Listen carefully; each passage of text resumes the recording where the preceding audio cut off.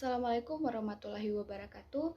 Saya dari kelompok 11, kami akan memaparkan hasil materi kelompok kami. Ini yang berjudul pembelajaran remedial pengayaan dan laporan hasil belajar. Yang beranggotakan 2 orang. Ini yang pertama saya sendiri, Gabriela Patricia Rauf. Saya selaku moderator dan pemateri pertama. Dan yang kedua ada Saudari Ana Adam selaku pemateri kedua dan terakhir. Untuk mempersingkat waktu, langsung saja saya akan membahas materi yang pertama, yakni pembelajaran remedial. Jadi pembelajaran remedial ini, istilahnya remedial berasal dari bahasa Inggris, yaitu remediation. Kata remediation di sini berakar dari kata to remedy, yang bermakna menyembuhkan. Jadi remediasi ditekankan pada proses penyembuhan, sementara itu kata remedial merupakan kata sifat, sehingga dalam bahasa Inggris selalu dibandingkan dengan kata benda, misalnya remedial work, yang berarti pekerjaan penyembuhan. Selain itu, pembelajaran remedial juga adalah suatu kegiatan yang ditunjukkan untuk membantu siswa yang mengalami kesulitan dalam menguasai materi pembelajaran. Pembelajaran remedial ini juga merupakan layanan pendidikan yang diberikan kepada siswa yang memperbaiki prestasi belajarnya sehingga mencapai kriteria ketuntasan yang akan ditetapkan. Yang kedua, ada tujuan pembelajaran remedial. Jadi tujuan pembelajaran ini, guru harus melaksanakan kegiatan remedial adalah membantu siswa yang mengalami kesulitan untuk menguasai kompetensi yang telah ditentukan agar mencapai hasil belajar yang lebih baik. Secara umum, tujuan remedial ini adalah sama dengan pembelajaran pada umumnya, yakni memperbaiki miskonsepsi siswa sehingga siswa dapat mencapai kompetensi yang telah ditetapkan berdasarkan kurikulum yang telah berlaku. Yang ketiga ada prinsip pembelajaran remedial. Jadi prinsip pembelajaran remedial ini yang pertama ada adaptif, interaktif, fleksibilitas dalam metode pembelajaran dan penilaian.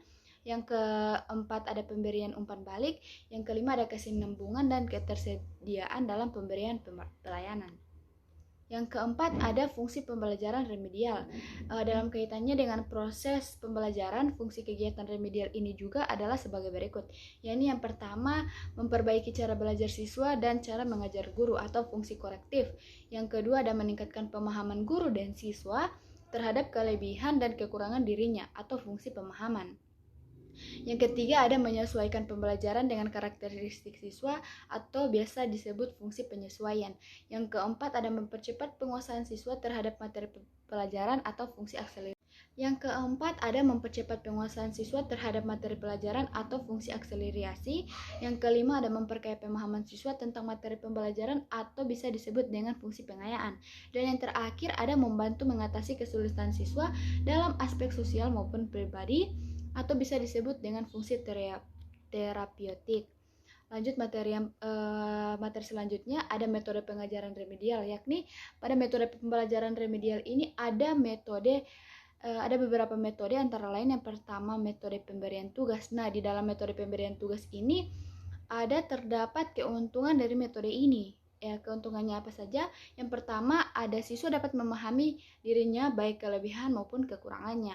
Yang kedua untuk mempercepat perdalam atau memperluas materi pelajaran. Yang ketiga memperbaiki cara belajar yang kurang efisien. Yang terakhir mempercepat kemajuan belajar baik pada kelompok maupun secara individual. Metode selanjutnya ada metode diskusi, yakni dengan diskusi ini akan terjadi suatu interaksi antara individu untuk memecahkan suatu masalah, sehingga setiap individu akan memberikan buah pikirannya untuk memecahkan suatu masalah yang telah dilontarkan oleh seorang guru. Dalam pembelajaran remedi ini, metode diskusi dapat dipergunakan untuk memecahkan suatu kesulitan yang sama dalam suatu kelompok untuk mencari pemecahannya. Lanjut, materi selanjutnya adalah langkah-langkah pembelajaran remedial. Langkah-langkah pembelajaran remedial ini ada 5 langkah, yakni yang pertama adalah analisis hasil diagnosis, yang kedua ada menemukan penyebab kesulitan, yang ketiga menyusun rencana kegiatan remedial, yang keempat melakukan kegiatan remedial, yang kelima menilai kegiatan remedial. Kita masuk ke materi yang kedua, yakni pembelajaran pengayaan. Materi selanjutnya ada hakikat pembelajaran pengayaan. Di hakikat pembelajaran pengayaan ini secara umum pengayaan dapat diartikan sebagai pengalaman atau kegiatan peserta didik yang melampaui persyaratan minimal yang ditentukan oleh kurikulum dan tidak semua peserta didik dapat melakukannya. Dalam pelaksanaan pembelajaran berbasis kompetensi dan pembelajaran tuntas, lazimnya seorang guru bisa mengadakan penilaian awal untuk mengetahui kemampuan peserta didik terhadap kompetensi atau materi yang akan dipelajari sebelum pembelajaran itu dimulai. Kemudian dilaksanakan pembelajaran dengan menggunakan berbagai strategi seperti ceramah, demonstrasi, pembelajaran kolaboratif atau kooperatif, inquiry, discovery, dan sebagainya. Melengkapi strategis pembelajaran, digunakan juga berbagai media seperti audio, video, dan audiovisual dalam berbagai format. Mulai dari kaset, audio, slide, video, komputer, multimedia, dan sebagainya. Yang kedua ada jenis pembelajaran pengayaan. Di jenis pembelajaran pengayaan ini terdapat 3 jenis pembelajaran pengayaan maksud saya.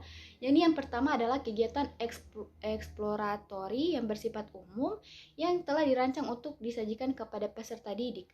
Sajian ini dimaksud berupa peristiwa sejarah, buku, tokoh masyarakat, dan sebagainya yang secara reguler tidak tercakup dalam suatu kurikulum. Yang kedua adalah keterampilan proses yang diperlukan oleh peserta didik agar berhasil dalam melakukan pendalaman dan investigasi terhadap topik yang diminati dalam bentuk pembelajaran mandiri. Yang ketiga adalah pemecahan masalah yang diberikan kepada peserta didik yang memiliki kemampuan belajar lebih tinggi berupa pemecahan masalah nyata dengan menggunakan pendekatan pemecahan masalah atau pendekatan investigasi atau penelitian ilmiah.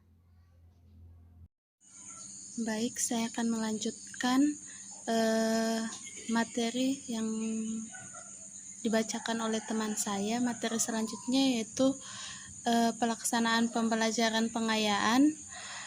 Pada hakikatnya adalah pemberian bantuan bagi peserta didik yang memiliki kemampuan lebih, baik dalam kecepatan maupun kualitas belajarnya. Yaitu adapun tujuannya yaitu mengidentifikasi kelebihan kemampuan belajar. Yang kedua yaitu teknik. Yang ketiga membentuk pelaksanaan pembelajaran pengayaan.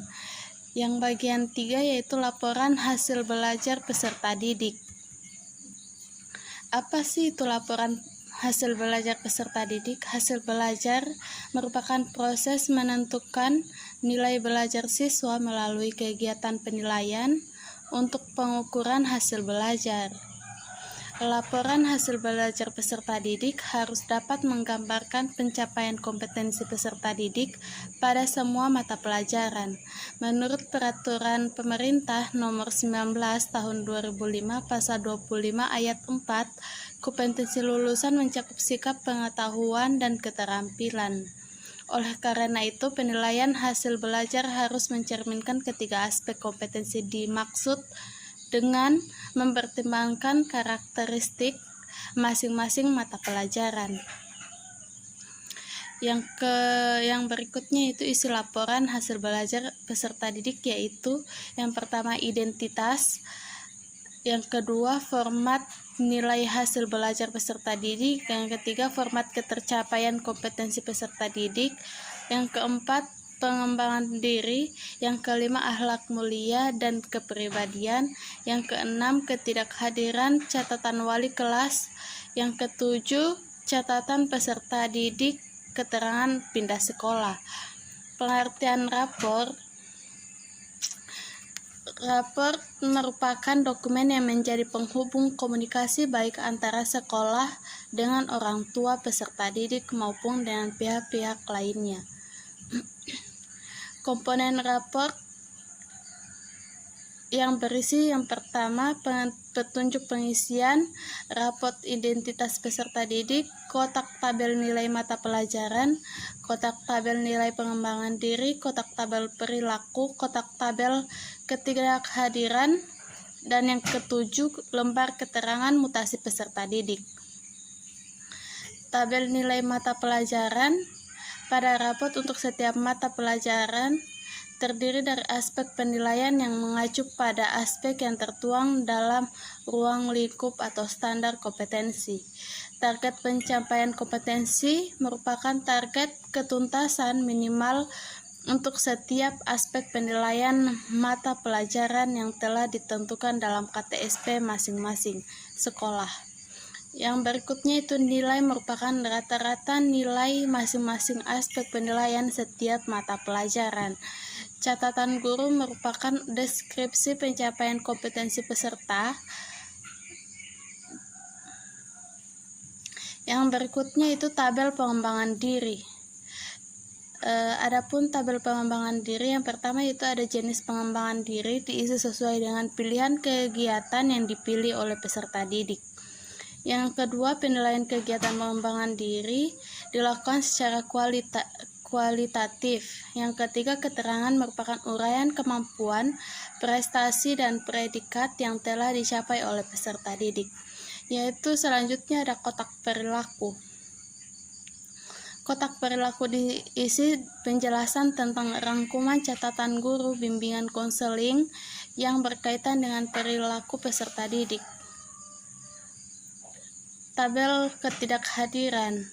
Mekanisme kenaikan kelas. Yang pertama, kenaikan kelas dilaksanakan satuan pendidikan pada setiap akhir tahun. Yang kedua, peserta didik dinyatakan naik kelas apabila yang bersangkutan telah mencapai kriteria ketuntasan minimal. Terima kasih, itu dia pemaparan materi dari kelompok kami. Saya kembalikan kepada moderator. Jadi itulah hasil presentasi dari kelompok kami. Demikian, jika ada salah mohon dimaafkan. Wabillahi taufiq wal hidayah. Wassalamualaikum warahmatullahi wabarakatuh.